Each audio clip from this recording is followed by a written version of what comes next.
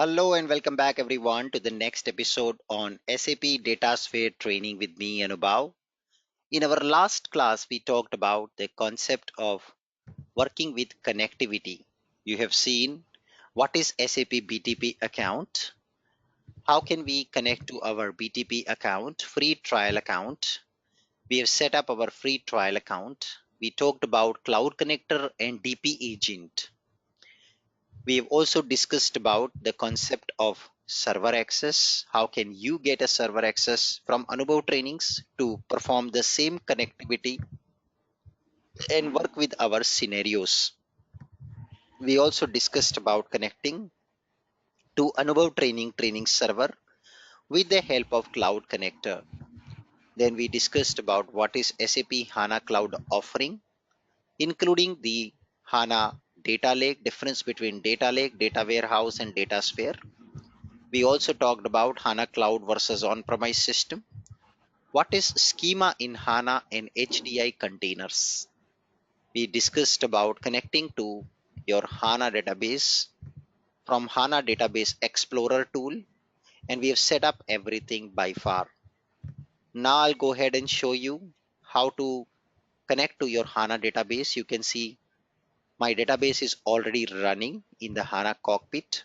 And to be able to connect to it, we use HANA Database Explorer tool. So you come back to SAP BTP account under the HANA Cloud section in your BTP dev space, and you find here an option to open the HANA Database Explorer, where exactly you can see all the schemas and HDI containers, which I discussed in the last class. So you will see here, it will first prompt you for user ID password. So the default user is DB admin, and password which we all gave was welcome1, W capital. That was the password we provided in the last class. It connects to the cockpit or HANA Database Explorer tool, where you can find all the schemas and containers. And these schemas and containers contains other runtime objects like tables, procedures, views, and everything. So you can see it's a fresh instance. It has absolutely nothing except one default schema. So right now you see these many things. I'll just delete them. They are useless. Yeah. So I just delete them. We don't need them to see actually over here. So I just get rid of that. And yes, the most important is this one, HDB Anubhav. That's a schema name. And you can see it has got a catalog. And sorry, that's your database, and that has multiple schemas. So the default schema is DB admin. And if you come here right now, there are no tables. Yes, no schemas, no tables, nothing. That's your database instance you have connected. If you click plus button, you can also add here the HDI containers. In case you have created HDI containers, you can add them like the one I have created, because I have parallelly around 6 to 7 trainings going on different topics like analytics cloud, HANA native development, HANA XSA, corporate trainings on XSA, corporate trainings on CAPM, corporate trainings on BTP, corporate trainings on RAP. So because of that, you see there is one container I've created in some other training, which is also visible just to show you how a container look like. So a container is very much similar to a schema. So this is, you don't need to pay too much attention. You will not see that container because that container was created by me through some other corporate training, which I'm conducting for top corporates like NVIDIA, EY. They're all my customers. I'm conducting multiple corporate trainings with a lot of companies. So you can see that was the container which I've created for the other other company. Yeah, so looks very much similar to like a schema. Yes, and then it has tables, table types, tasks, everything, all the objects we will have in that container actually. Yes, so that is the container. Anyway, I'll just close that. I don't need to see that. And here is where you can start doing the database development. You also have a SQL console here where you can start creating tables or creating views. For example, just show you create column table emp, or I'll also say create schema, Anubhav demo. I'll create an employee table in Anubhav demo, and I'll set schema Anubhav demo, and create employee table. and I'll say ID integer. Then I'll say an employee name varchar of 80, salary decimal 10,2. So like natural database statement to create a table. Currency varchar for employee country, and I say varchar of 2, country code is what I will take, and then I will say primary key ID. So that is creating a table. Insert into EMP table values, and I will insert some value. 1 Anubhav, salary 5,000, currency euro, country India. Yeah, that's how I can insert the data as well. And I can have multiple records. So you see it is telling me the syntax error, insert is not supported. Yeah, because of this line. Yeah, insert employee, I guess. Or we can just quickly check the syntax to insert data in HANA table. Insert HANA, and you see insert statement in HANA to insert a data, insert into table name. That's correct. And then we can directly give the values. We don't need to give the value syntax. Okay, makes sense. So I'm going to switch over back. Yes, insert this and these values. So I'll put 2 mega 8,000 euro India. So let me try to execute these statements now. Yeah, and let's see what happens. I click on run button. So you can see some statement got executed. So it created a schema Anubhav demo. Yes, and then it set the schema, and then it set the schema Anubhav demo. Yes, and it says create column table. There it has got a database issue. Yes, incorrect syntax near insert. So I think semicolon is missed out. Yeah, let's execute only this statement now. Select this statement and run. You see it got created a table.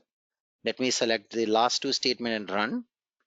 And you see not execute, insert this, syntax error near EMP.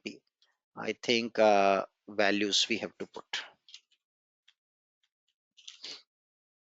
Yeah, we have to put it. So let's try now, run. It's not allowing me insert. So there is something wrong. Insert into, will it be into? Yes, that's a correct syntax. Okay, let's try to run 2 records and run. And voila, it got inserted also. So this code I will put it in the PPT. You guys can also download that and run it when you guys are practicing, just to just demonstrate you that how you work with the schema. Schema is a mandatory runtime object which contain other runtime objects. So under the schema we have EMP table. Now if you click on plus button, you will see you already have a connection, guys. You can see here schema. Yes, and I think we can click on plus button now to see the schema, which is our, I'll just refresh here and I just check if I have the schema access. So you see the schema got somehow created, but I don't have access to that schema at the moment. Yes, I myself don't have access. Maybe I'll just try to use my DB admin user to connect to that schema somehow. Let me try that. Click on plus button, that is search. So the schema got created, but I myself don't have permission to view the content of that schema. Yeah, that's the situation. So there's a question, Anubhav, can we do the HANA calculation views here? In the SQL console, you cannot do HANA calculation view, guys. But when it comes to HANA native development, you can do that. So I would request you to please join my native HANA development training. There you can do the calculation view. So please join my native HANA development training or HANA cloud training on BTP. There you can do the calculation views and everything. So that is another training I recommend you in case you are interested to learn that. Okay, let me try to open another SQL console and fire a select query directly, because I don't want to end up creating a user now and everything. Yeah. So select Anubhav demo dot table name. Yes. Select star from this table and I will click on execute. And you see there are two records in the table. Makes sense. So this is how you can create a schema and test the schema and store the data. Just to give you a brief overview about this tool which we have here. Yeah, so that is what we have done in the last class. And now today's class, first thing first, I had done the connection with our ABAP system from DataSphere.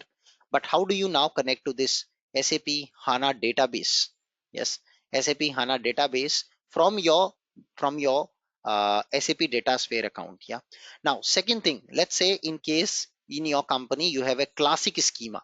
Classic schema means existing data in a classic HANA database. So what you can do is you can import that schema also here in this database. Yeah, you can do that. How to do that? To be able to do that, what you got to do is you got to right click and say import data or import catalog object. Yeah, choose that. And now here you can choose local computer and you can browse. So I will provide you one more schema out of the box. Then schema is called S flight schema. So I browse it. I go to our study material for this training. So go to DataSphere, data kits, and you see S flight underscore HANA. This I will be uploading in study material today after the class. You all will be able to download that. So this is a schema, classic schema, which was downloaded from HANA Studio. And now it contains lots of tables related to S flight is a very popular data model which is used in classic ABAP, which contains table related to flights, like SCAR table for all the airline codes, SPFLI for all the airline codes and connections, then S flight for dates, then we have S book for booking, S custom for customer details, S agency for agency details who are booking flight tickets. So all that information and tables and data and procedures and schemas, everything is part of this tj tar file.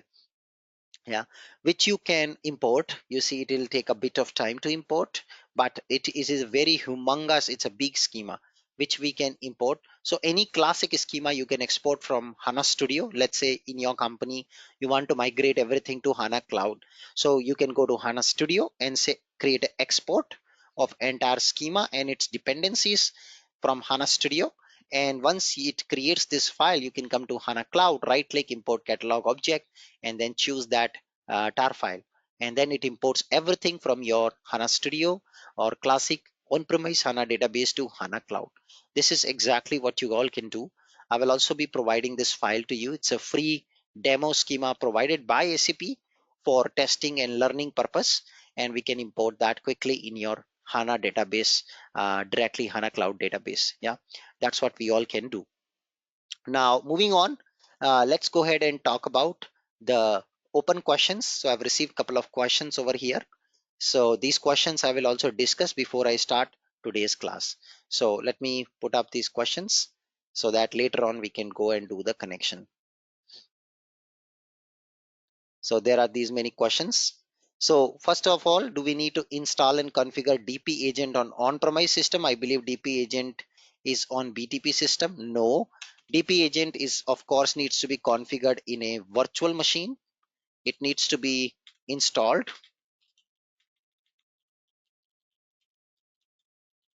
by basis on a virtual machine, not on BTP. Yes, same like Cloud Connector.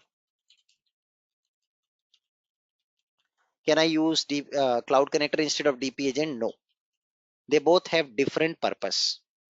Non-SAP on-premise system, do we still need to install Cloud Connector like on-premise system? No.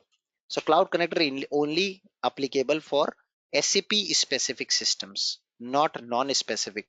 For non-specific, DP agent with respective adapter will be used.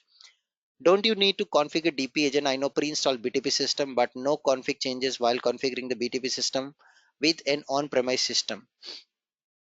Yes, you need to do configuration and will be done by basis team.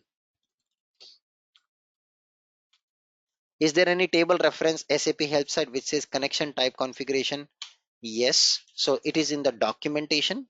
So the documentation which I showed you in the last class, where you can go and check which type of connection would require which type of connectivity option, DP agent the or the cloud connector. So if you check this documentation I shared with all of you in the last episode, and you come down, you will see somewhere they will provide that which type of connection will be required. Yes, whether it required DP agent or it required cloud connector.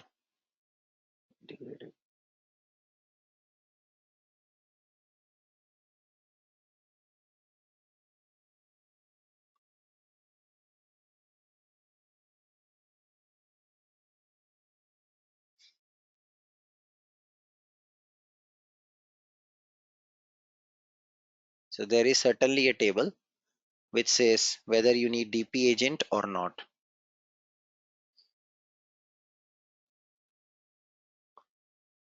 I need to check that. Allow me some time. I'll check that in the break and share with you. Yeah, allow me some time.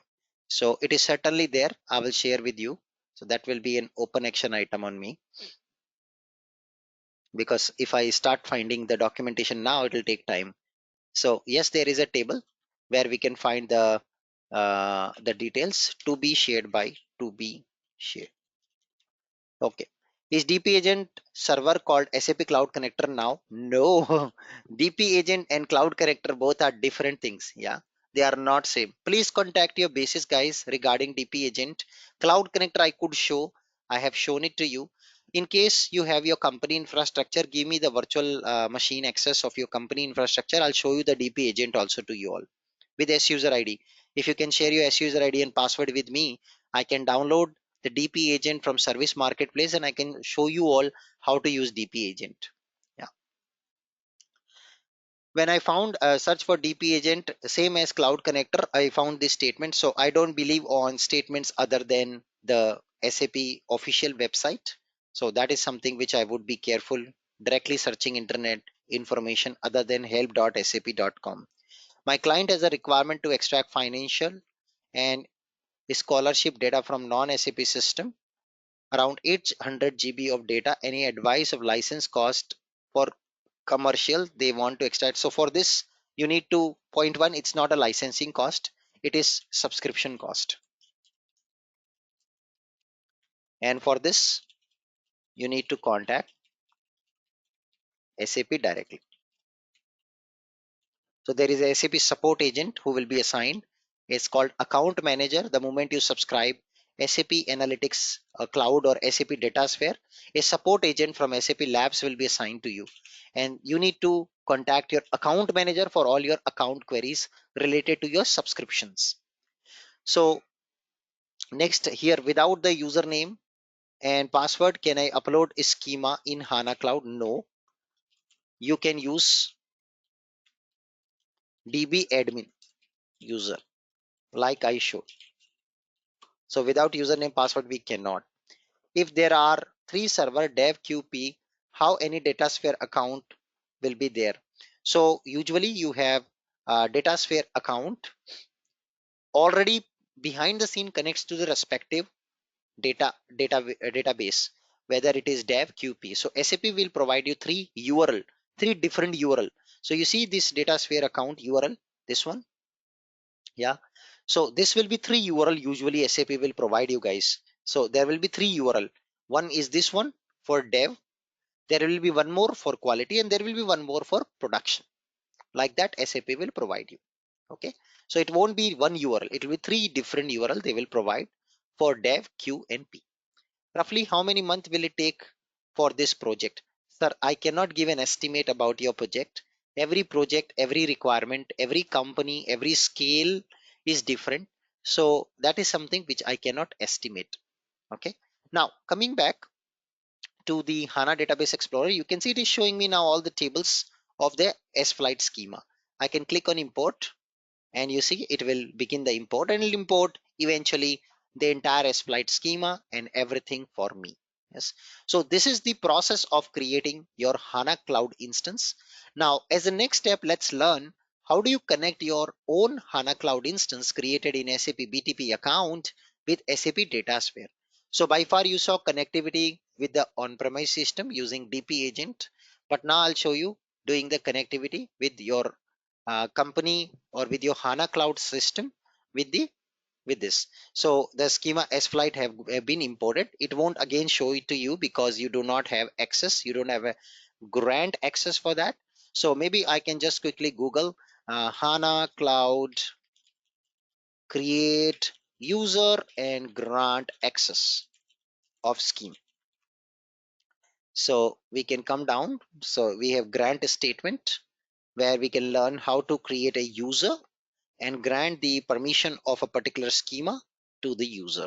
So these are all HANA classic statements which we typically use. So we can create a user and then we can grant the permission of this user to the specific role. So let me just see. I'll create user, username, but again, there's a problem to set the password for that user. HANA Cloud create user. There's too much of information on internet actually. Maybe I'll just try to grant it to my HDB admin user directly, which is not a good idea, but for time being, we can do that. So let me just come here, grant S flight schema and sysrepa with grant option.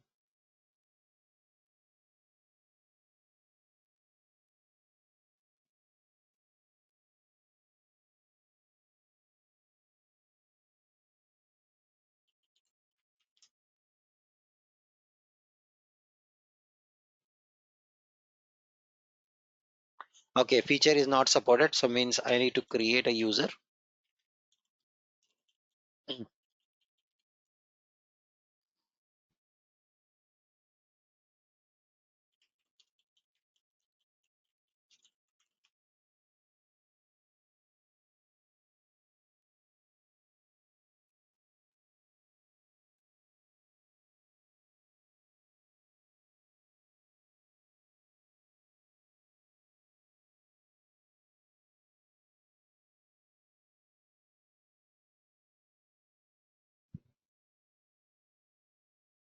So basically we want to create a user and grant permission to this user. This is all showing the old information, create user, parameter name, password. Yes. Okay.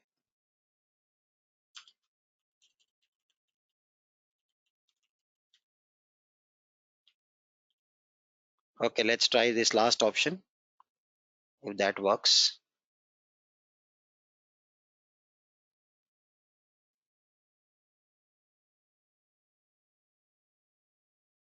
Okay, it created a user with Anubhav welcome one. Let me grant select on schema as flight to Anubhav user. Yes, done. So let me log in with Anubhav user here by adding a database connection with Anubhav user. So you can go and see the system properties. This is your database system ID. This is the database H00. Yeah, I log in with new user Anubhav now. So I click on plus button. I use SAP HANA database connection, host name H00, user is Anubhav, password is welcome one.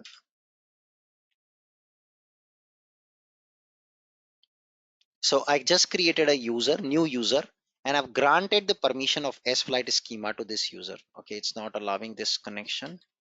I guess the port number is 443 we can use. Let's try this one. Old password, yes, you see it's connecting.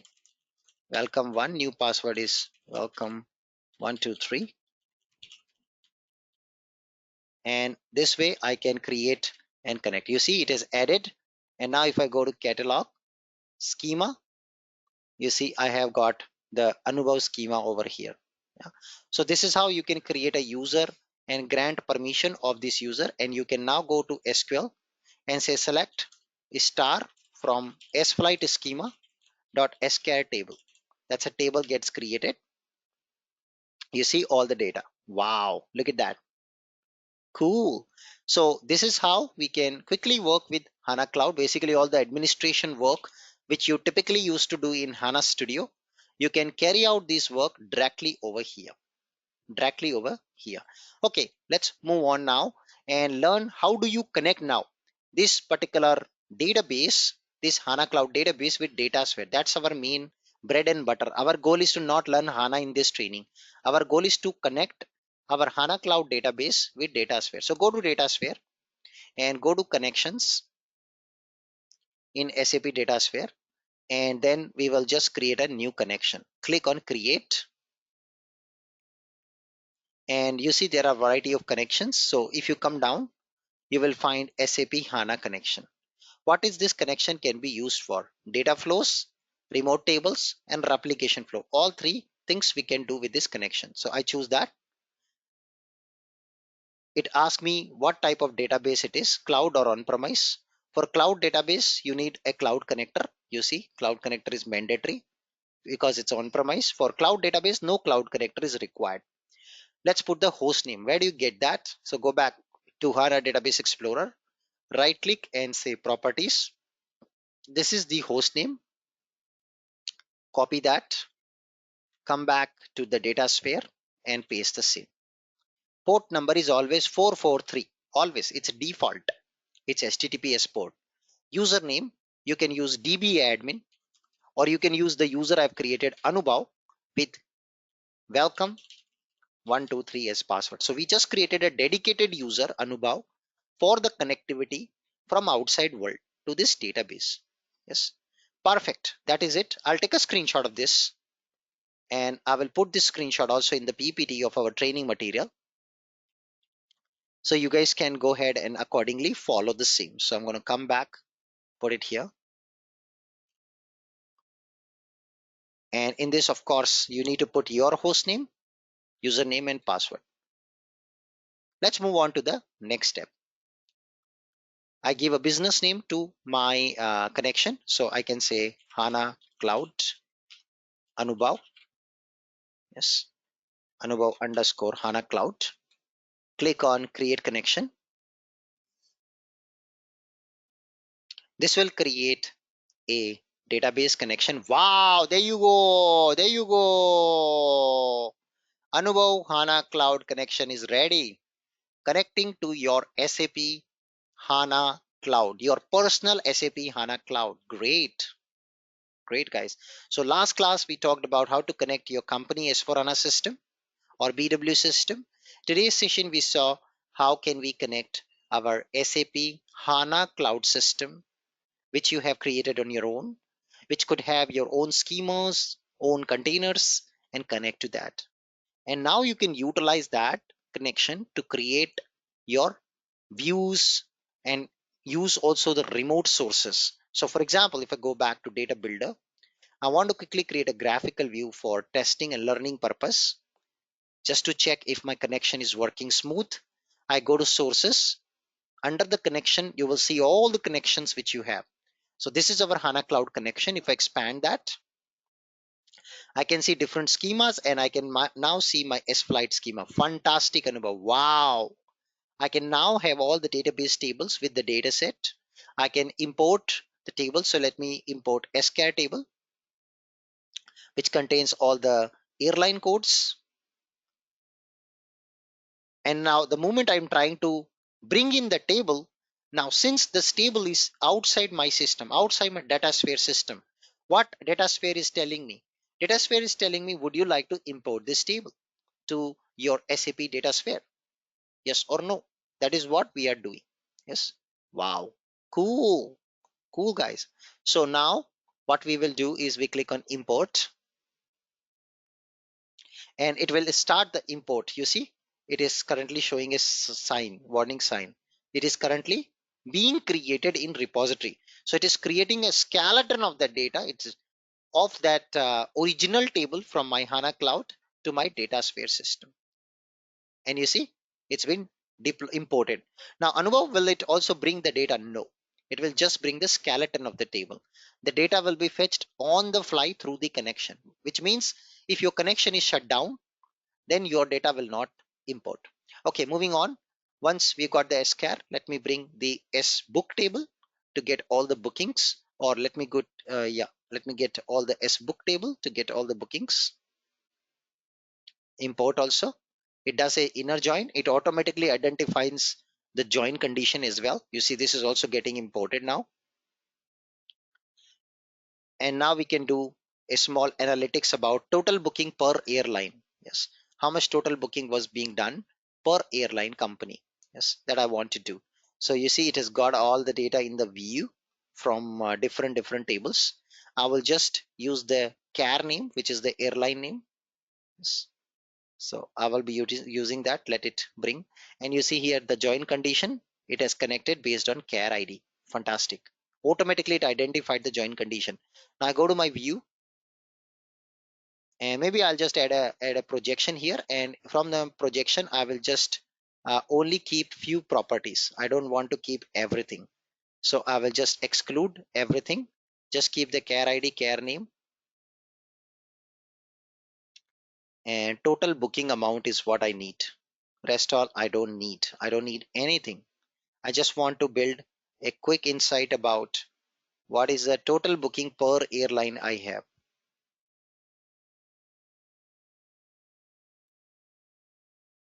I'm just excluding it. And you see here we have the currency amount and currency key.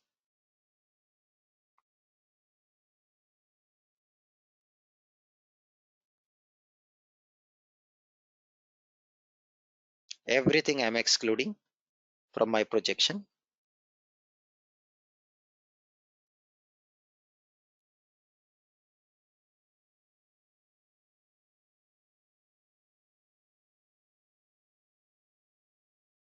Okay, makes sense. So now this is our projection. What we don't need, we just exclude that. And now we have the view with just really the columns I need. And in this, of course, the column which you see over here should be marked as a measure. So that is already connected as a measure. And now we will choose this as a, let's say, fact. And I can drag and drop this under the measure section. Fantastic. Fantastic. Let's expose for consumption and click on deploy this view, and let's name it as view flight demo. Click on save.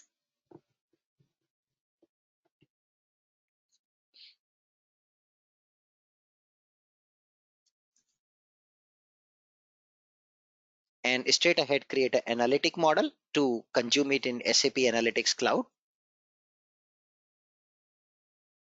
Paste on this view, and it's displaying here very nice analytic model flight demo. This is already marked as a currency amount. Let me deploy this.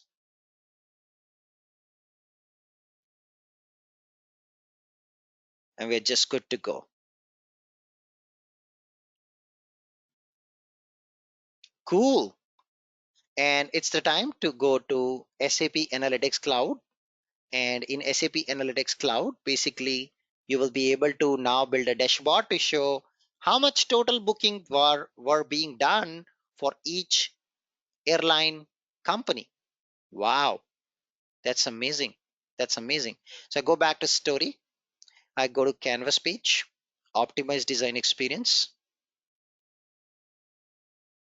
and we will just add a chart with our live data connection to my system. What's my connection name? It's 501. Yes, correct. And you see analytic flight demo. You can now show here the total booking amount per airline. And this is all from remote data source. Yes, exactly. So we come back here and we choose amount. That's a measure. And I want to show it per airline code. You see American Airline, this was the total amount. For other airline, this is the amount. Now, one more quick thing. I don't want to see AA, AZ. I want to see basically the names that AA is American airline. So what you got to do is go back straight ahead to the object which you imported. In this case, SCAR was the object I've imported. I go back to the definition of SCAR by clicking this button launch in another session, that particular imported object from the system.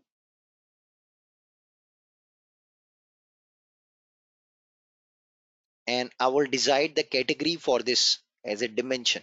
I will tell the in a data sphere that this is not a relational data, this is a dimension data. The moment you choose dimension, you have an option here to mark semantic type. So I'll say this is basically a text, and my char ID text is represented by char name. I will redeploy my dimension table, which is schar now.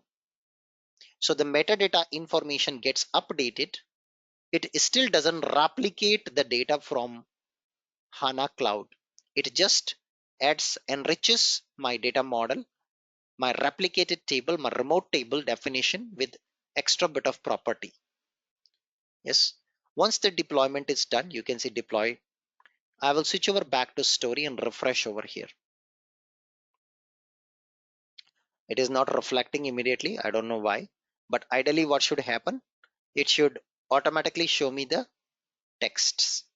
So the moment I choose char ID and I just say here, show me it as a description, it should automatically show the description, but I think it's not showing. Maybe in the next example, I will do this process of marking dimension early, the moment I import. Yeah. But for time being, just to see this information, you can also use the char name. So we can choose that char name and you can see all the airline names are being visible here. Yes, you can see. So this is the dashboard. Now, what exactly is happening behind the scene, guys? What exactly is happening? So understand that carefully, how this whole thing is spanning out. So you have SAP HANA Cloud. This is the SAP HANA Cloud system. From SAP HANA Cloud system, there is a connection to SAP DataSphere.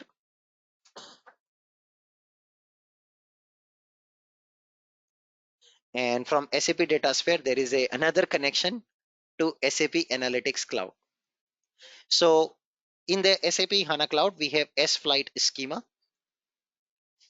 Under the schema, we have all the tables one by one. SCAR table, SBook table, SCustom table.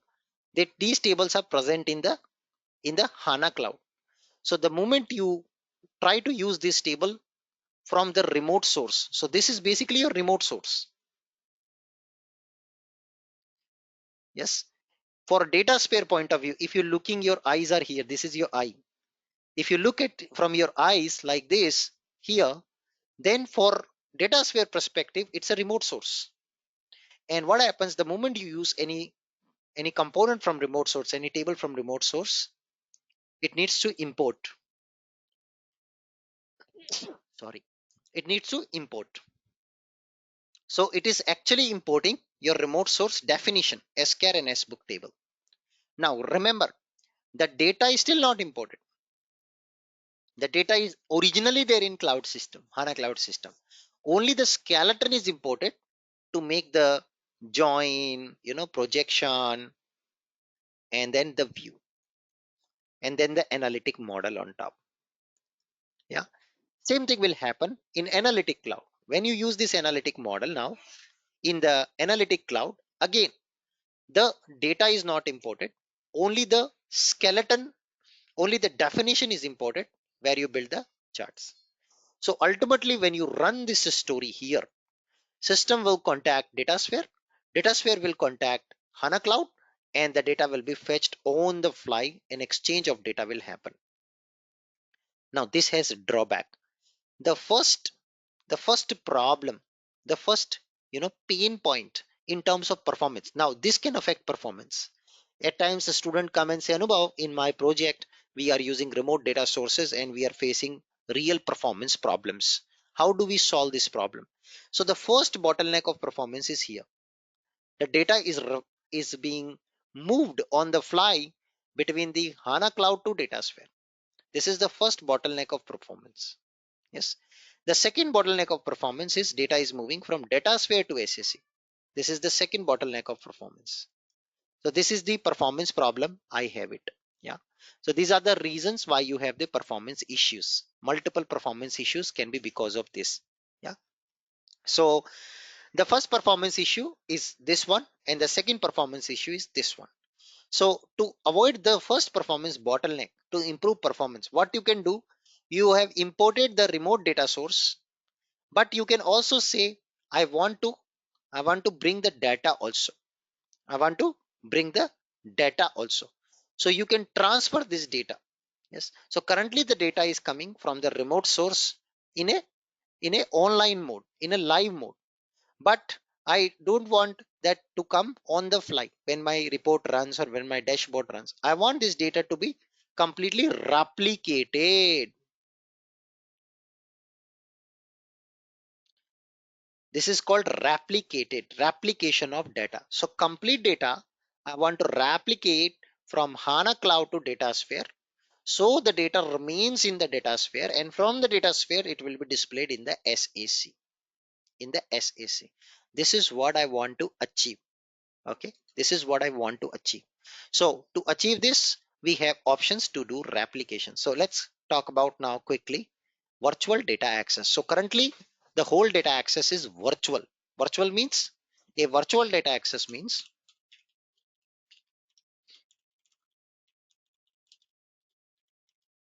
meant for getting data on fly, which is also known as remote, real time. It's a live data connection, like a thing. Yeah, it's a live data connection. Yeah. If you think from an analytics cloud perspective, it's a live data. So it can cause performance overheads. Hence, we can replicate it. Now, the second problem, if you replicate data, let's say you ran the replication at 10 o'clock in the morning. Yes, you did replication at 10 a.m. This is what you've done. So the analytic cloud dashboard, which is showing the data, is maybe outdated data. So now it is, let's say, 1 p.m. So at 1 p.m. when you run the dashboard, it will still show you 10 a.m. data because replication was done at 10 o'clock. So what you can do, you can also schedule the replication on every 1 hour. You can say, please go to HANA Cloud, check if there is a data updated in this table from remote source and import that data after every hour. So at least you will not have data, maybe not real time, but at least you have it, the replication frequency every 1 hour. So every 1 hour the data will get updated. So point one, to avoid performance issue, we can replicate data. Point two, the data which is replicated is done at a certain point of time. You need to understand the data will not be live this time. So the data will not be available all the time to you. Yeah, data will be replicated and you can go ahead with the replication. You can go ahead with an option for replication wherein you can go back and utilize the concept of auto schedule. I'll show you everything in the system. So I'm just explaining you the concept, everything I'll show you. So hence we can replicate the data. Now we can do following with these options. What are all we can do? So one thing we can do is we can virtual access using remote table. Yes, virtual access using remote table, which points to a table in external system, which we already did SCAR and SBook as an example. We can access remote data as if it were stored in local table. We can remote table access data without importing it or without copying it to SAP DataSphere. Yes. Data is transferred through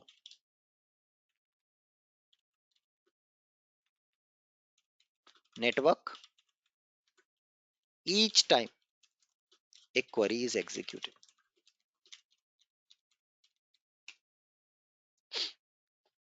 Next, we have restrict data transfer using central filters and selected columns only.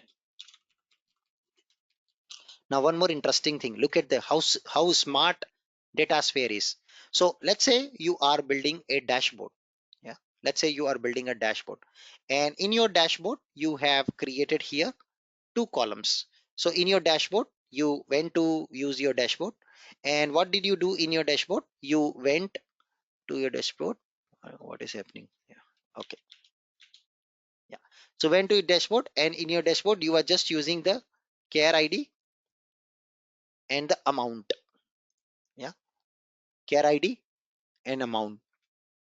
Yes, so that we are using care ID and amount.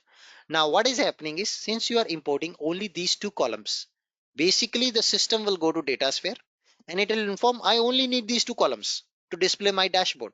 Yeah, and then eventually the DataSphere is so smart that it will ask HANA to only give you these two column data with aggregated data. So that way it is not bringing everything. Yeah, that way it is not bringing everything. Yeah, so this is also an advantage how smartly all these SAP solutions works together, because all three solutions are SAP solutions and they know how optimally can read the data in a better manner. That's what we can actually do. Yes, that's the benefit, you get it all together because all of them are SAP solutions together. Yes, so that is what we can actually do. So it will not happen in Power BI because Power BI doesn't have this ability to inform the DataSphere and the corresponding HANA cloud system to fetch this information. Yes, Power BI doesn't have that feature. Okay, makes sense. So let us go back and see this in action now. Okay, so these are the things. Now the next thing is we can also decide, we can also seamlessly switch between remote source access and data replication, which is also known as snapshot. So in interview, somebody will ask you this question, what is snapshot? So a snapshot in SAP DataSphere refers to data replication, where rather than accessing the data from a remote source live, you will basically move all the data from the remote source inside DataSphere. This will now increase your storage capacity requirement for DataSphere, hence increase your cost also, because now you're storing the data, you're duplicating the data from remote source into the DataSphere and you're permanently going to store it. Yes, without the need of changing data model. Now another beautiful thing, guys, suppose my performance is not good, my manager is not happy with the performance.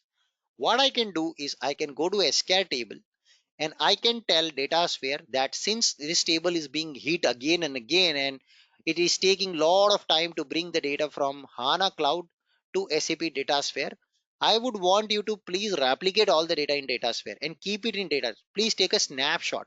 Yeah, please take a snapshot.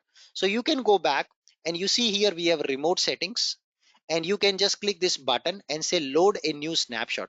The moment you do this, yeah, the moment you do this, the entire data will be loaded now in the DataSphere.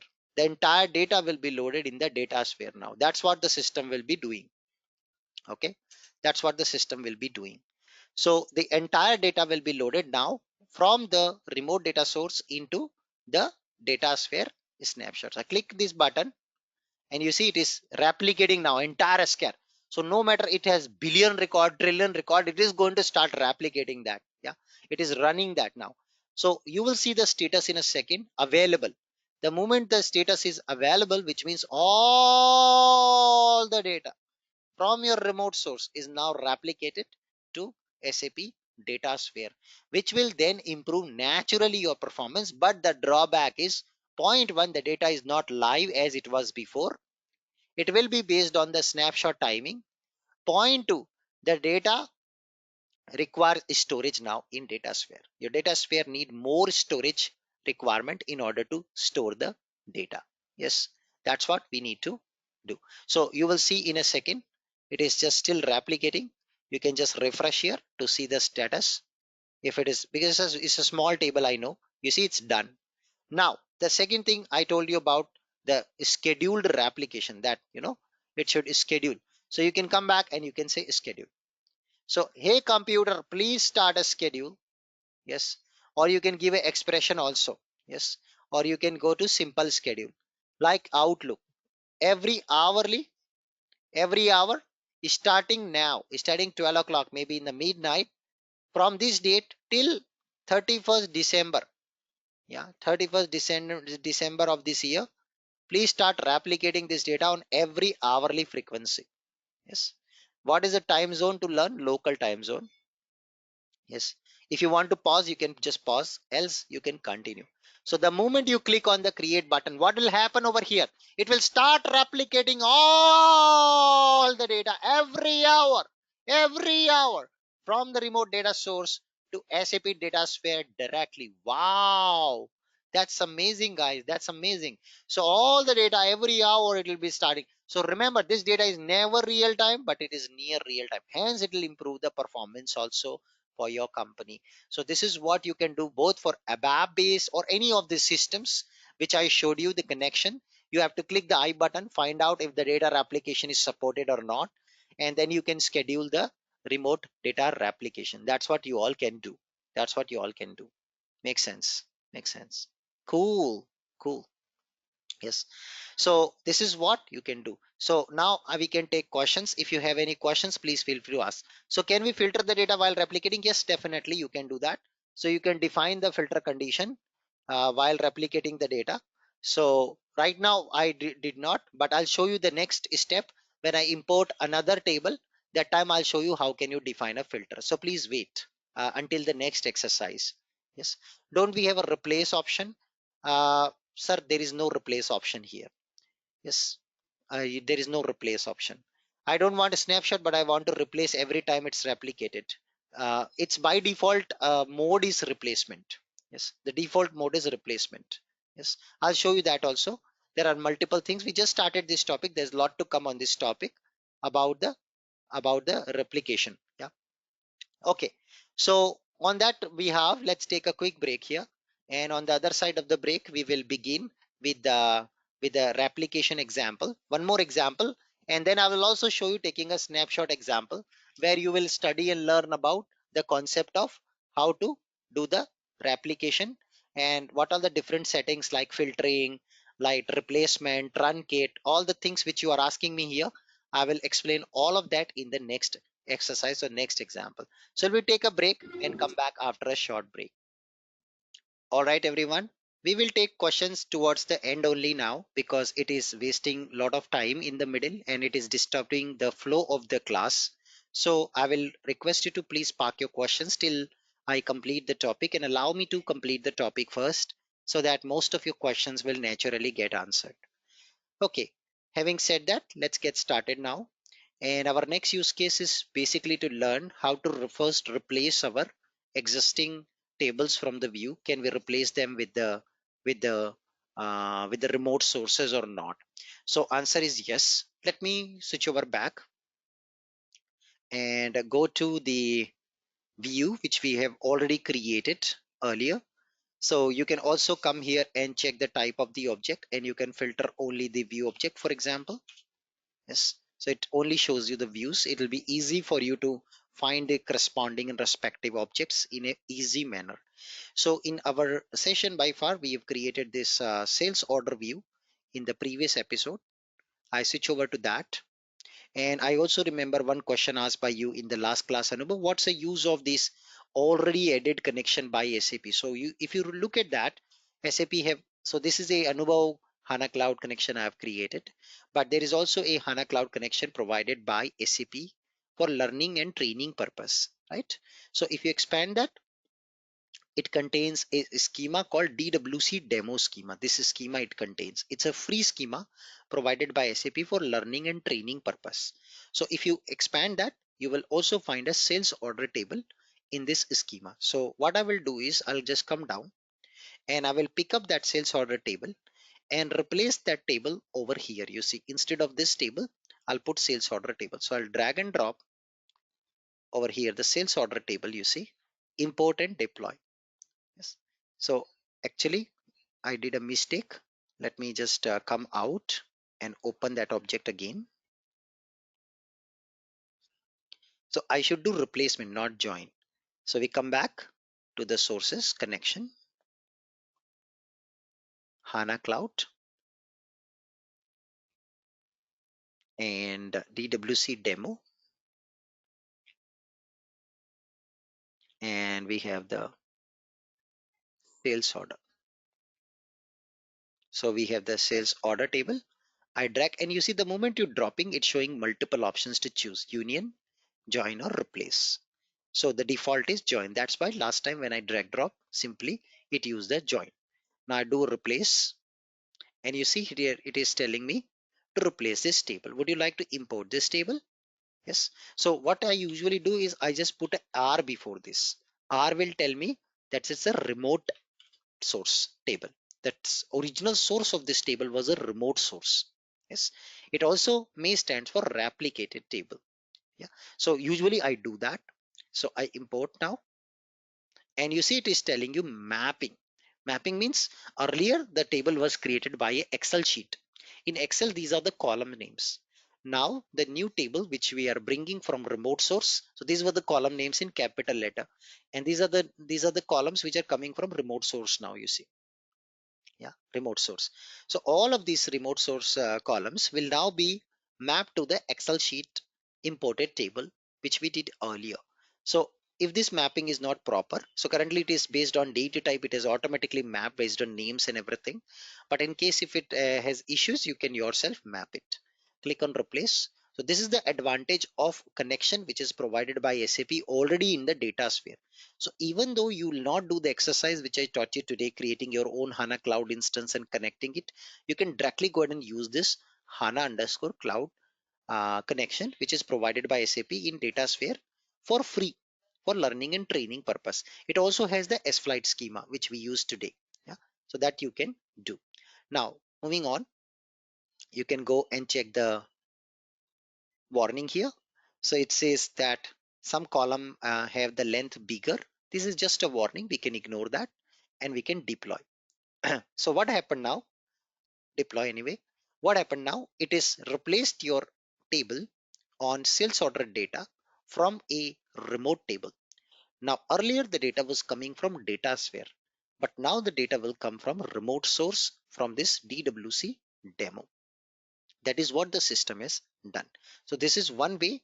Point one, using a replicated source and replacing your existing source with the replicated source. Now it will not remove the existing sales order table which you already had earlier. Yeah, that table is still you can find in the repository, but it just replace the source. Now look at the advantage, why we do things in layered approach, why we develop things in layered approach. Look at the great advantage here. So what happened is, what did we do earlier and what is the advantage now? Exactly what we are getting. So you saw that earlier we created a sales order table. On top of the sales order table we created a view. On top of this view we created in this view we added some joins and all. Yes, everything we have added. On top of it we created analytic model. On top of it we created the dashboard or the story in SAC. Now our requirement was to replace the sales order table from a remote sales order table. We were simply able to do that without touching this or this layer. Can you imagine? There is no maintenance. Yes, there is zero maintenance, 0% effort to any of these things. Why? Because we use layers. This is why we use layers. Somebody asked me in early days of our training, Anubhav, why we need to do so many things? Why can't I have a table and directly use it here? If you would have done this direct connection, believe me, the moment you replace it, everything get disrupted. Everything you need to redo. But since now we have layers upon layers upon layers, in the bottom layer, if you change something, it will never affect the top layer. It is a proper abstraction.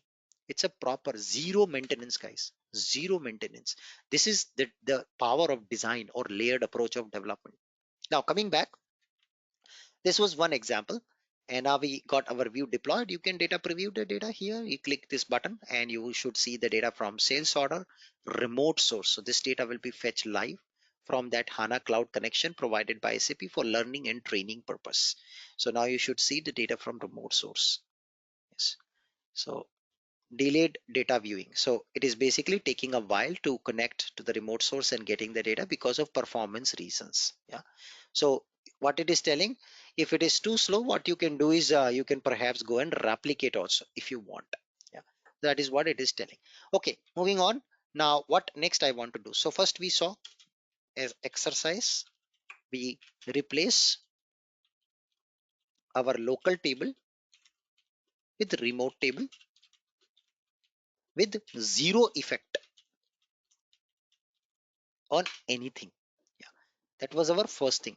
Now I will show you the next thing where I will import a business partner table. So, and I would like to join associate that business partner table with my dashboard. So let me open another session here, go back to data builder, and I click on this plus button, and you see there are multiple options to choose. Yes, and I will go ahead and choose here this option called import remote table. Click on that button. This is second option to bring in a table. And now you choose the connection HANA Cloud.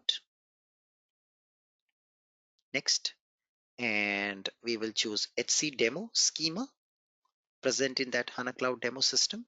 And we will choose the table as HANA Cloud demo, or DWC demo is what I have to choose. Yes, this one. And I will be getting the business partners. Yes, that's what I will get. So let's click on next. Well, this will be the table name. Okay, I'm happy. It will be imported. Okay, import and deploy. This is second way of bringing a remote table in your data sphere. So one technique is a direct drag drop. Second technique is come to data builder and then choose import remote data source. You see import is successful. Now, if you go back, is the data also imported? Answer is no. Now, one more interesting thing you can observe, the icon. Look at this icon. Anyone?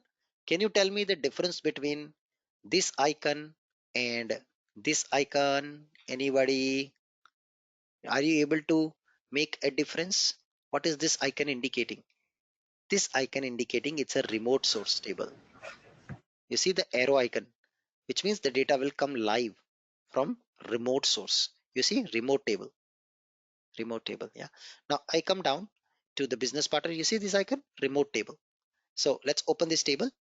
And now next thing which we will do, we will just choose here dimension like I was planning to show it earlier, and come down and make the partner name, so company name, as a text that will be represented by partner ID. So this is what is the benefit of using a dimension. Yes, now that's all good.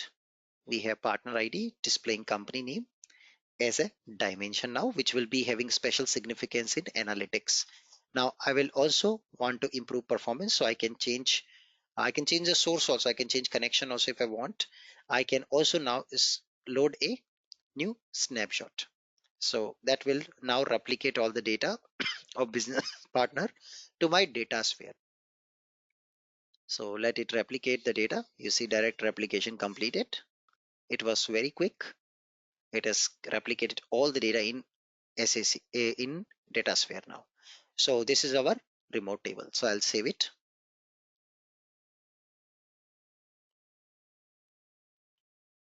Yes. You can also check the remote table monitor and statistics, how much time it took to bring in the data. Yeah. Now you can remove the replicated data. You can enable real-time access also. Yes. Or you can directly trigger a schedule as well. So this is done. Let's go back to data builder, go back to our view. Now what I will do is I will join this data with, I will associate this data with business partner. So I come to this view, I come down, and in here I should have association. You see, click on plus button, associate with business partner. Here it is. So it is remote table dimension. Click OK. It's associated. Let's also bring the table for uh, order items. That also I want to import. So I use the earlier technique. I go back here and I will bring now the sales order item table. So we have sales order item table, this one. I bring it. The default option is join. So this time I want to show join. So this also answer the next question. So let me first begin the import and deploy. Now, in the previous class, someone asked me, Anubhav, do we have different types of joins in SAP Datasphere? And look at this today. Look at this. Yes, we do have. Guys, all your questions will be answered, but you need to allow me to proceed with training. If you guys will just push questions in the middle of the session, so many, then I will be just answering these questions without examples. And I will have to cut short many topics from this training. You will not even know. Yes. So I don't want to cut short topics. So that's why it is important that you allow me to proceed with the training. Yes. Okay. So now you see we have join types. So what are these different join types? Cross join, full join, inner join, left join, right outer join. So these are the different join types. Let's quickly talk about the join types. So we can replace our local table with zero effect. We can replicate the data, basically create a snapshot from remote source. We can schedule the snapshot. Okay, moving on. Let's talk about the concept of joins. So what are the different types of joins do we have? Now, before that, real-time replication and snapshot, you all know the difference. We can switch between remote table and snapshot. We can change the data capture. We can schedule the loading of remote tables. We can also go ahead and it is also possible, guys, to create a partition. What is partition? Let's say the remote table have 20 billion records. So what we can say, please create 20 partition of 1 billion. So it will start parallel replication of 1 billion records in parallel, and 20 different parallel processes will start to bring in that data. So that will happen in case you have massive data. I'll show you that option also in a minute. Now we can also use snapshot replication to copy the full data of our source, or we can filter the data. So these are the different features which it allows us when it comes to replication. So what we can do, we can switch from remote access to snapshot or real-time replication. Now what is real-time replication? That is also interesting thing. So you saw when we go to the source, remote source, we also have an option for real-time replication. What does that mean? Look at this, enable real-time replication. Yeah, what is this option? So this option is, let's say I have a remote source, there is a table there, and I have my data sphere, and there I've created this remote table. Yes. Now if you choose real-time replication, the third option, the moment any SAC report hit this table, the moment it hits this table, that time it will start bringing the data. So instead of a scheduled replication, yeah, instead of a scheduled replication, the moment somebody hit this table, the first thing it will do, it will go to the remote source and bring the data, and then it will give data to SAC. So this is called real-time replication. The moment somebody hit this table, the moment somebody call this table, that time it will be done. Okay. All right. So that is what we can switch to for data capture changes. Next is we have schedule snapshot for loading remote tables. We can create partitions for a snapshot to split large data transfer and execute these single transaction in parallel. Remember 20 billion record example. Then we have ability to start and stop, pause and resume, and cancel real-time replication.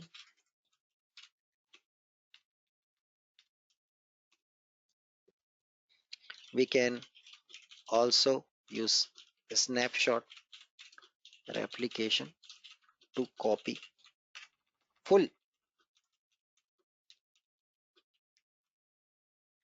data from remote object.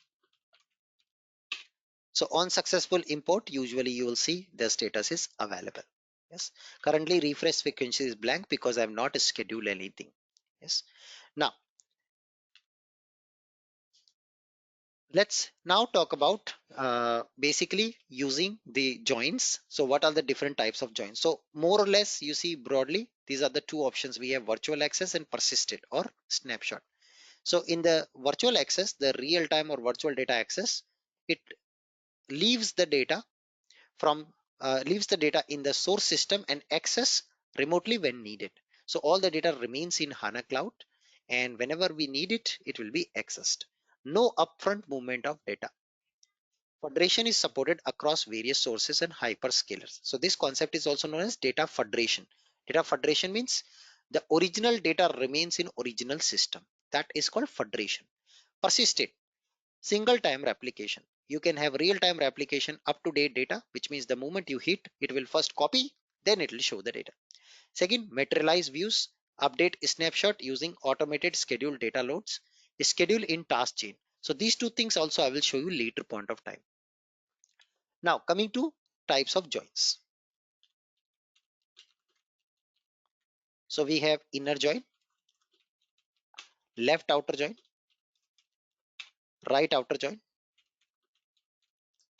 full outer join, cross join, union and union all.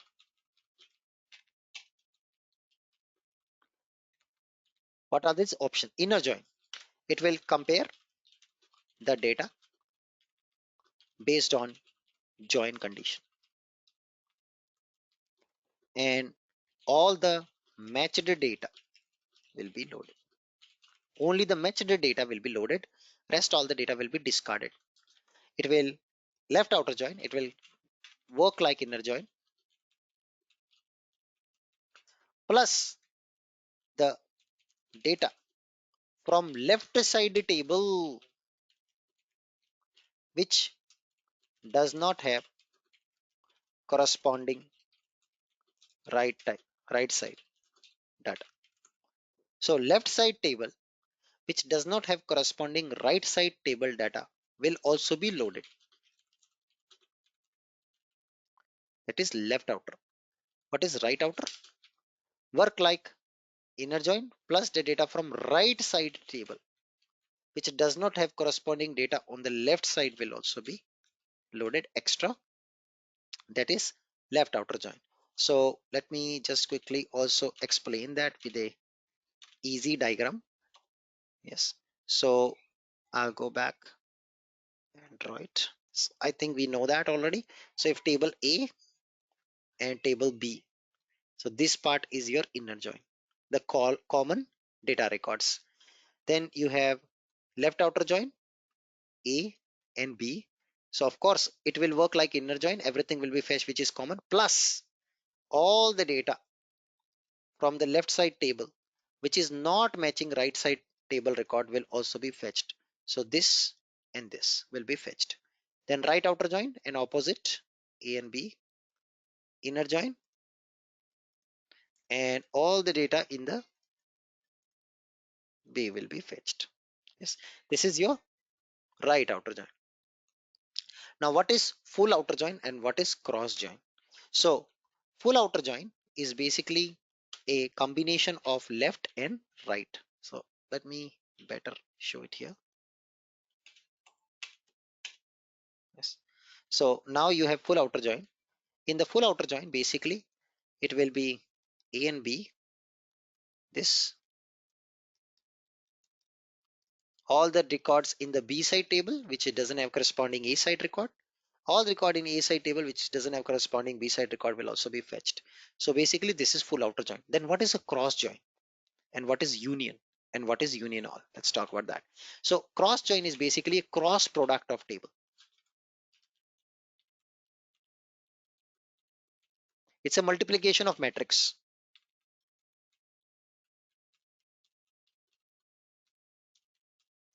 Every record of left table will be multiplied with every record of right table, irrespective of join condition. Yes. So what will happen if you have two tables, table 1 and table 2? Yeah, let me just go back. Table A and table B. Every record of left side table will be multiplied with every record of right side table. It doesn't even care about any join. It's just a cross product of two matrices. So you see first record multiplied with all three. So total we get now three records. Then second record multiplied by three. Three more. Yes. So it will be n into n. The result will be n into n. N into m. N is the record of the first table. M is the record of next table. So the final result is n equal to n into m. So 3 into 3, 9. Total 9 records will be fetched. That is called cross join. This is what we study in basic software engineering in school days. Yeah, I need to repeat it quickly just to explain it. Then what is union? Union is basically summation. So the cross join is a product. It's a multiplication, but it's a summation of two tables. Yes. Summation of two tables without duplicates. But union all is a summation of two tables with duplicates. Example. What is difference? So union. Let's understand I have two tables and I do a union. So my first table contains country, India 10, US 20. Second contains India 30, China 40. These are my two tables. Now if I do a union on this, the result will be India 10, US 20 and China 40. This is my result. This is union. Yes, you see India is not repeating. But if you do union all, the result will be India 10, US 20. Again India will repeat 30 and China 40. This will be union all. I hope all the types are clear to everyone. The types of joins available in DataSphere. Yes. That's okay. Now let's go back to our example. So here we would go with inner join. That's okay. And you see system automatically identifies the join condition, which is sales order ID. I'm fine with that. So we are good. And you can just check here. There are 5 warnings. I think these warnings are not important. So we have done one replicated table of business partner, and we have done one remote table, which is sales order item, which we brought in here to do the join. Now, next thing I want to do the projection. So let's come back, and here you can decide what are all the things you want to project out. So in this projection you can exclude or include. So you can see that system have included the total gross amount, tax amount, net amount, which are measures from the sales order header table, but it has not included the gross amount from the item table and its currency key. Yeah, so I can just manually go back. So you can click, you see it is telling you this column is coming from which remote source. You see, the moment I click it will tell you kahan se aa raha hai, what is the origination of this water Where is this water coming from? Yeah, so it's coming from this item. So system has excluded that automatically because of duplicate column names. So we can go back and we can say please restore this column and change the name also. So please change the name to say gross amount items. Yes, and I can say item gross amount. Yes, and also I'll say item currency. Change the name.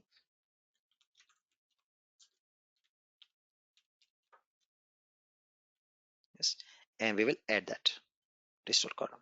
So now you see these two columns will come extra as part of your output. So if you look at the output now, earlier we just had the gross amount, net amount, X amount, everything. And now we will also get this available, available item, gross amount and X amount. You see quantity, I need to mark it as a measure, change to measure. So whole data set is a fact, which is good. Where is my item? Yes, here is item currency code. You see item currency key. And we should also have the item amount. Where is that amount? But it's not showing. Let me just go back and cross check. Ah, yes, I'm so sorry. I need to restore cross amount items. Come back and let's go down. Yes, cross amount item. Let's mark it as a measure also. And let's come down. Just cross check everything is good. We have item currency also in place. Okay, fantastic. So this is my final view. I have one replicated data source, which is a remote source of business partner. I have one replicated data source for items, and I have got also my sales order, which is a replicated data source now. Everything is good and smooth. We have done the joins. We can do different types of joins also to choose from. And now it's time to deploy. So let's deploy the view. It's just warning. Let's deploy anyway, no problem. So now we have additional measures in place. So you see it is deploying. So one more thing I want to highlight that for the business partner table, we have marked the partner name against the partner ID text that we have marked it. Yes. So that is one thing I wanted to make sure it is highlighted for you. So let it do. Yeah, it's done now. Straight ahead, go back to Analytics Cloud now and open our story which we created earlier. So if you go back to stories, for sales story which we created earlier, you see sales dashboard.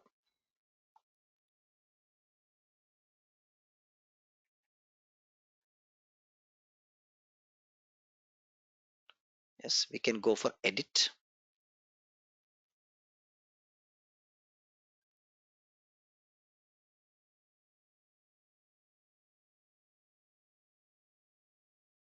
So you see some data has been changed. It has detected there is a change, and I can open the panel on the right, and you see we've got a partner ID display as ID and description. It's still not reflecting. I don't know. Ideally it should show the description. Anyway, let's create a new story. Maybe I discard the old story. I quickly go back now to the canvas page, optimize design experience, use the chart here and go to our datasphere connection and use our analytic model for sales order. So we have changed underlying table for sales order itself. We have added a join with item. You see it is asking me a prompt, which I will just not set anything. And now let's give it a try to choose measure. And I should see, guys, there is some problem. You see, I don't find the item amount also. There is something wrong. Is it deployed or am I using the correct object name? Let me create another analytic model, guys. I'll not use the old one. Let me create another analytic model on top of this newly adapted view. And we create this new analytic model. Yeah, now you see the partner ID association. So the old analytic model doesn't have this partner ID association. So let's say analytic model sales new. Yes. Okay, cool. So I'm just going to deploy now. And we will use this new analytic model, which has the partner ID association exposed. So it is deploying.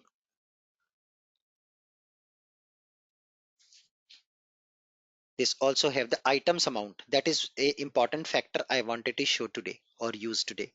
Gross amount item. This is very important. We need it, guys. In a minute, I'll show you the use of this. Okay, it's done. Let's switch over back. Create a new story again. Discard the existing one. Canvas page. Optimize experience. And now we will just choose the chart. It will provide the remote source. 501 is my system.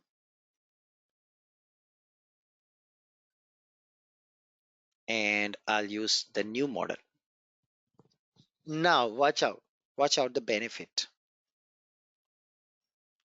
So here we add a measure. So you see we've got items amount also, very good. But for now I'll use gross amount. And now I will choose here dimension as partner. This one. Look at that, guys. Do you see partner IDs this time? No. We see the names. Why? Why did this happen? Because in my dimension, I have given semantic enrichment for my partner to display partner IDs. Very important. Very, very important.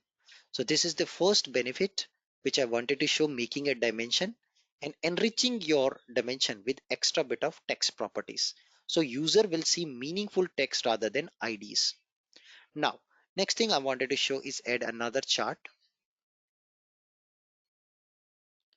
Maybe show here the total quantity or total items gross amount. And this items gross amount is in a item currency. So currently I have all the data in dollars. Yes. Now, suppose my business says they don't want to see data in dollar. They want to see in euro or yuan or CAD or JPY or INR. Can you do currency conversion? Can you do currency conversion? And if you need to do currency conversion, where will you do that? Will you do that in HANA Cloud? Will you do that in DataSphere? Or will you do that in Analytic Cloud? The answer is you will do that in DataSphere. Yes. So you should not do currency conversion here. It is not like first you load billions of record, then you do currency conversion. You should do it then and there itself in the source. Sources here in this case, now we have our DataSphere. So in the DataSphere, you should do that. So let us learn how can we use currency conversion in SAP DataSphere. In SAP DataSphere. So my requirement here is to convert all the US dollar to euro. And for this, we need currency conversion. Now, to perform currency conversion, guys, what is so important? The importance here is we need to basically have currency tables.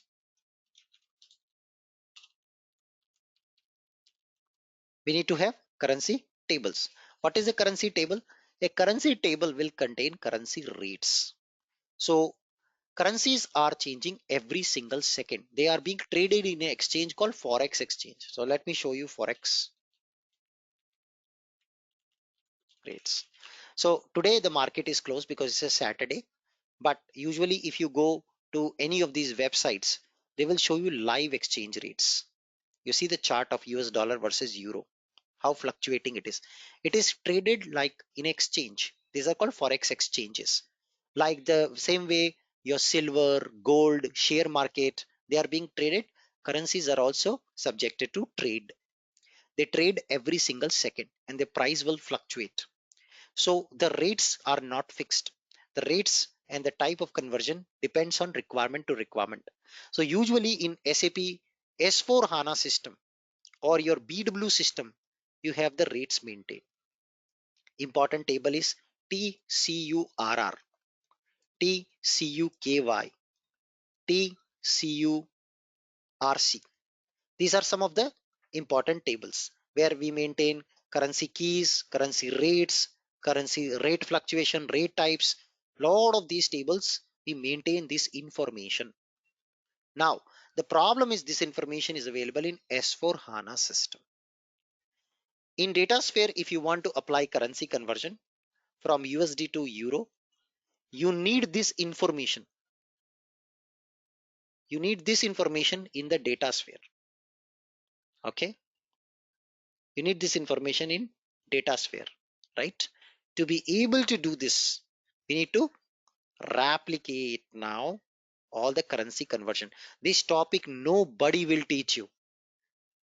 Nobody in industry will teach you. First of all, there is no trainer on DataSphere on internet. People are just giving gyan. Small video, 2 minute video, baby like example they are teaching and they are claiming themselves as trainer. Second thing, nobody will cover this concept in a proper way. I have seen many trainers, many courses, which Udemy courses on DataSphere, just very basic, baby like lollipops.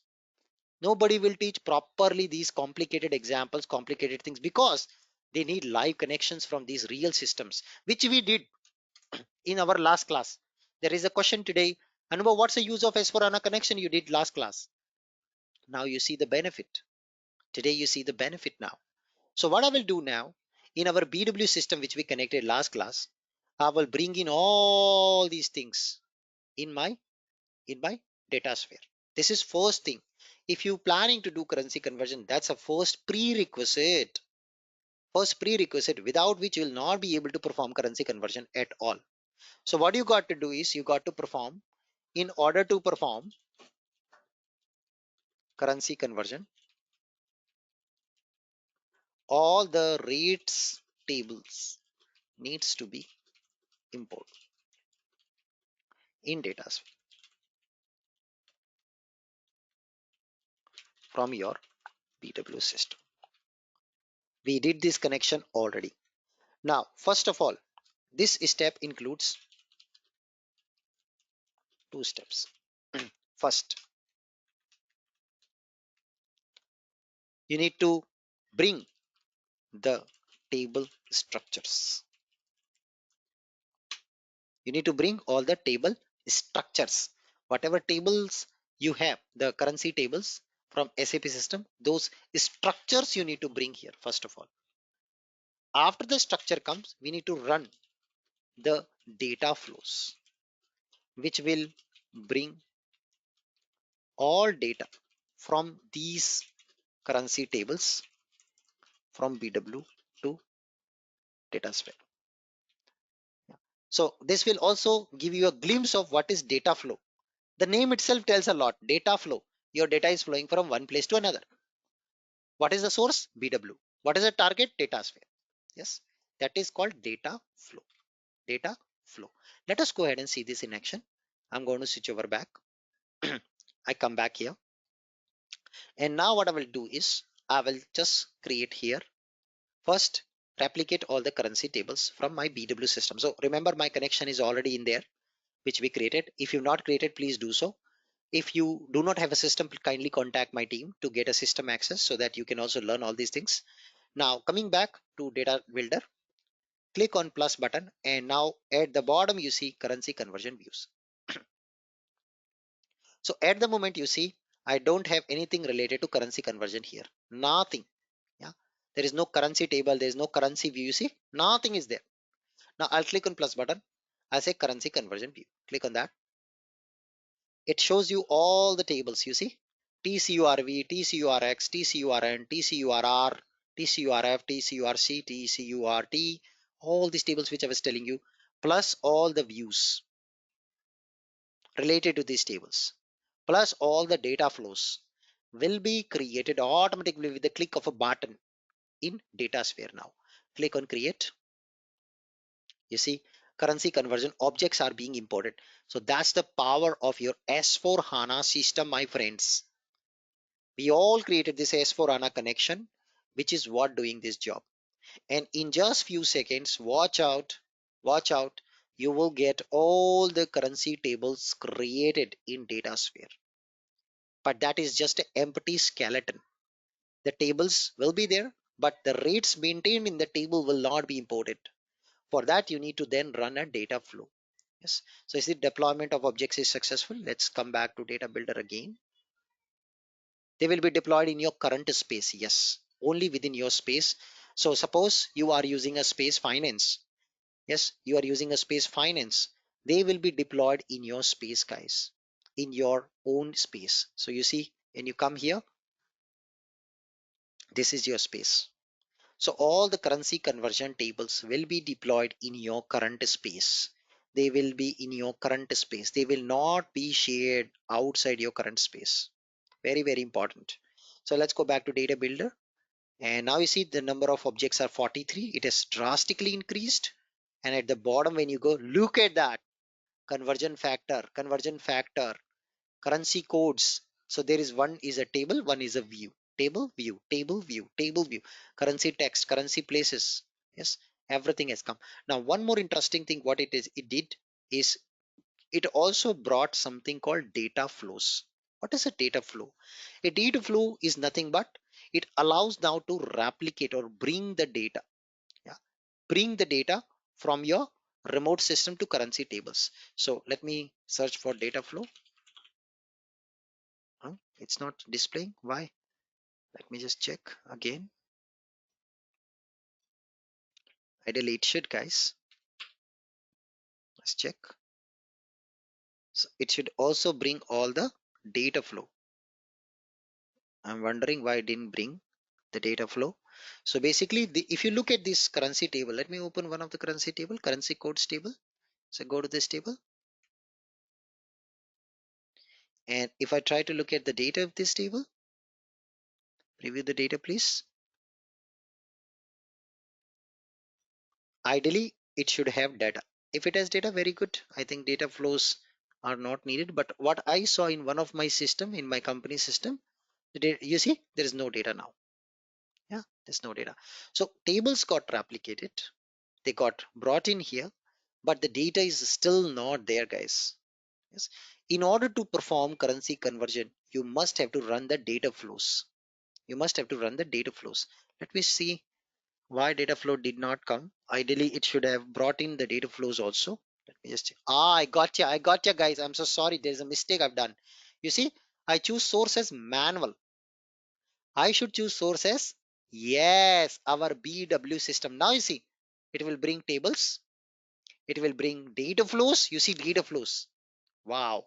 It will bring tables and views. Wow, superb. That one I should have done. I'm so sorry, I did a small mistake.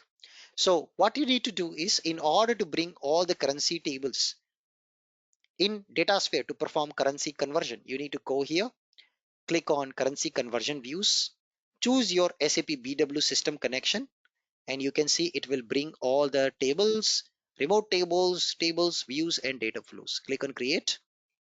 Now it goes to your real SAP BW system, and it will fetch and create all the currency tables, currency views, remote tables, and data flows.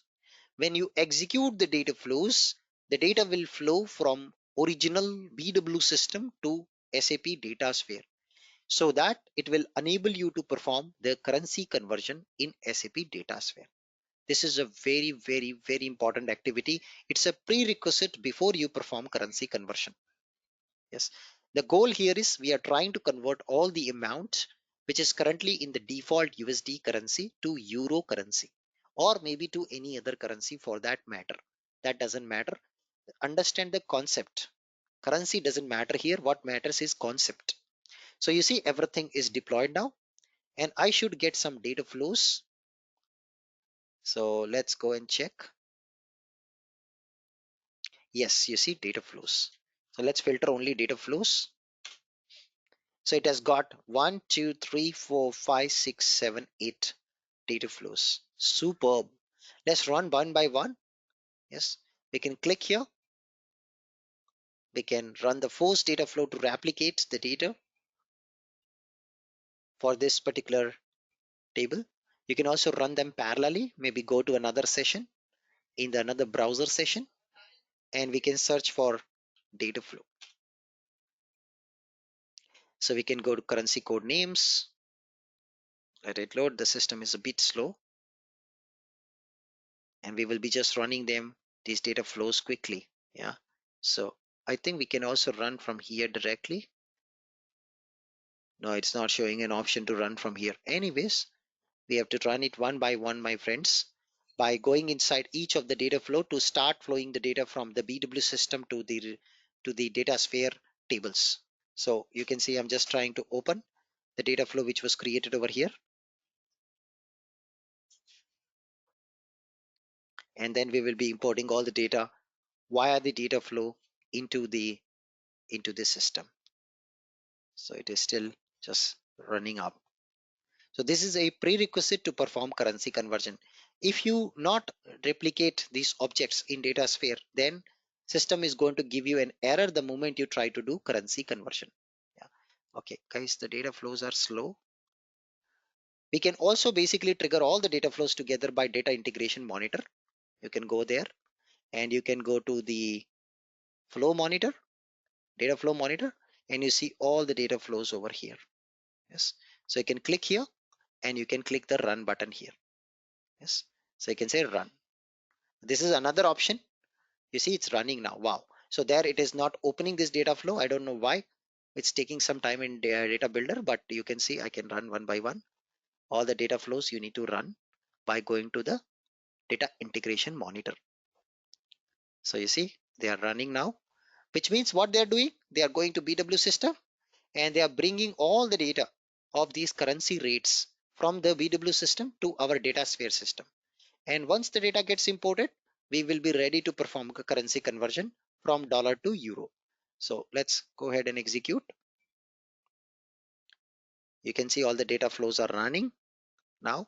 This is a parallel execution. Yes, Venkat, it's a parallel execution. It's not a sequential or linear execution. All the flows will be started parallelly through background jobs. Each job will be independent from the previous one. So if one data flow fails, it will not affect the execution of another data flow. That is what the system is doing. So I think it will take time for these data flows to get completed. So hopefully by next session, they all will be ready and will be completed. So we can perform currency conversion. So in the next class, I will show you how to perform currency conversion. We will soon also learn how to build your own data flows. Yes, that will be the main topic of next class. And we will also cover Python scripting language as part of your training. This was also a question previously asked by you. Anubhav, will you teach Python in this training? Yes, Python is also part of your training. So we are done with today's class. Now I'll hand over to you for any questions only specific to today's session. Please feel free to ask one by one. Yeah, hi Anubhav, Venkat here. Yes. So yeah, Anubhav, what exactly replace option do? Like I have confusion that remote table was replaced because remote table only access the data from other sources, right? Which is not imported to it. But is the replace table will import data into the data sphere? No. So understand, there are two things here. So this is my view. There was a sales order table. This table was local. We created, remember the first session, we uploaded Excel file and created a table. Yes.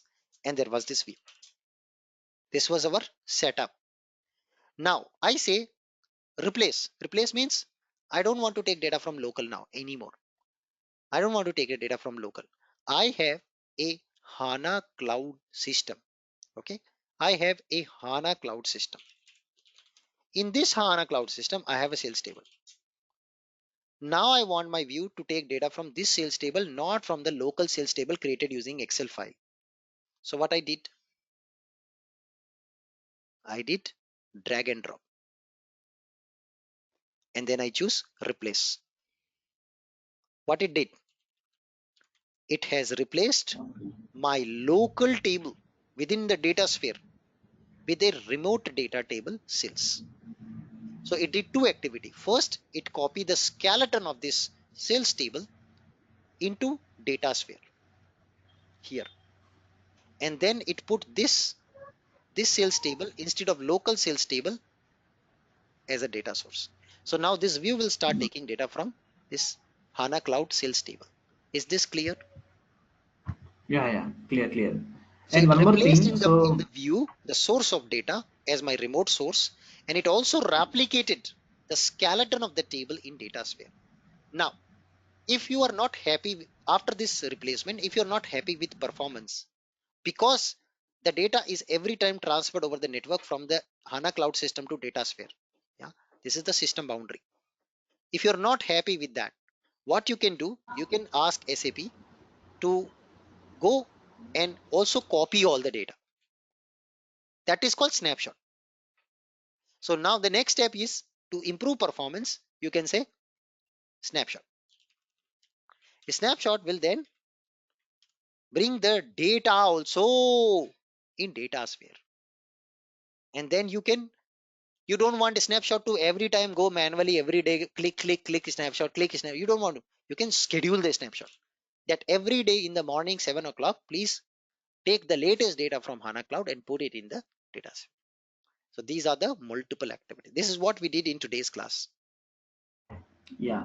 And Anubhav, thank you for that. And one more question. So in the schedule option, snapshot schedule, so will the data delete from the data sphere and overwrite, or how, I mean, is there any data So it updates just like simply full replace the exit? source.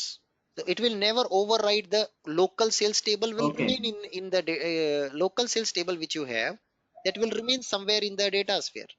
It will never touch this Okay. table. It just change the source of your view, where the view is taking data from. No, That source no, it no, is changing.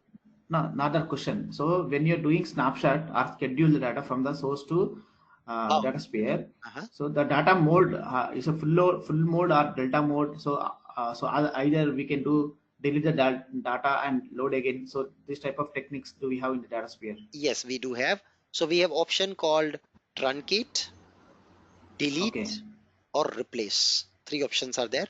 I will explain that when I teach you the data flow Yeah, concept in yeah. next class.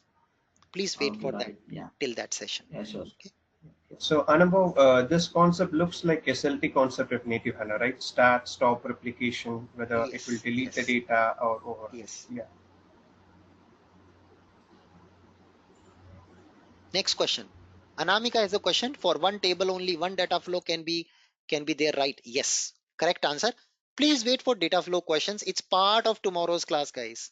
You see, I've already noted down here data flow introduction. It's part of tomorrow's class.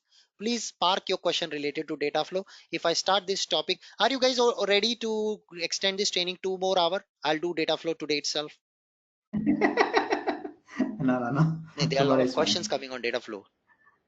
Yeah, yeah. No, Everybody's yeah. excited. Anubhav, yeah. So today question only, I mean today class only. So basically my question is related to the architecture. So Yes. we have HANA cloud and we have even we can use SSC to the HANA connection also there, right? So in that case, then why should load data from HANA cloud to data sphere? I mean, what are the scenarios we should use that? Because SAP with the feasibility to connect the SAC to the HANA system also, right? So clients may have connected directly from HANA Yes, cloud to the but you SAC. just saw Yeah. today when we did that, we were able to enrich our data further. Do you remember? You see, Okay. uh, Yes, yes. when we added No. dimension. You Right. see, now in the next class, I'll do currency conversion, Okay. right? So if you use Yeah. live data access of HANA Cloud to SAC directly, where do you do all that data federation, data Right. Right. manipulation, Okay. data enrichment? Yes, Yeah. building Okay. Yeah. hierarchies, because SSE And live data hierarchy connection also. doesn't allow you to do all that. In live data connection in SSE, you can't do anything. We can't do anything. Right. Agree. Yeah. So you Only have import to button we can do build that. a middleware. So here DataSphere is working as a middleware for you. Okay. Yes. Yeah. Anamika has made a very good So statement. So remote table means table from HANA Cloud or S4. Yes. Replication means snapshot. Yes. Very good statement, Anamika. Perfect summarization you've done. So for replication, we have schedule every 1 hour or 2 hour, right? Yes. So for replication, you can decide the schedule frequency depending on your need from business. Very good. Very good, Uh, Anamika. so Anubhav, let's say we want a real-time data in the data sphere. So we go for, instead of replication, we go for a real-time option.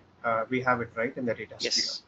So, so in that case, whenever the data, let's say a table is filled or a posting has happened for that particular T code and table gets data, so Mhm. automatically the data will transfer from HANA Cloud to DataSphere Yes, in case of persistent. yes. Real-time replication. So what real-time replication does?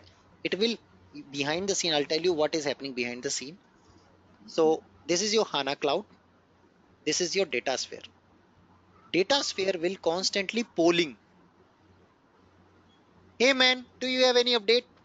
Hey man, do you have an update? Hey man, do you have an update? Hey man, do you have an update? It's like a ping. Have you seen ping service? If I go and I say ping, this. So what it is doing? Tuck, tuck, tuck, tuck, tuck, tuck, tuck, tuck, it is doing. Right? Correct? So that is what the ping does. So this is exactly what it is doing. It is pinging. It is constantly pinging the source. Do you have an update? Do you have an update? Do you have an update? Do you have an update? The moment it finds an update, it brings the data. Yes, that is what it is actually doing behind the scenes. Okay. The real-time One more replication. question. Yeah, thanks a lot for clarifying this. So let's say we from S4 HANA, let's say we are replicating the tables to HANA Cloud. From HANA Cloud, we use a remote source connection and bring the table to SAP No, DataSphere. no, no, no, no, Or no, that no, is no, no. Don't do that. If you are using DataSphere, see, more the number of layers you introduce, bad for performance. Yes. So option one, let's say you have S4 system or BW system. Yes. You have HANA Cloud system. One option is this. Another option is this. This is there now already. that's what I was about to ask. So which one is better? Right. Okay. Thank Obviously, you.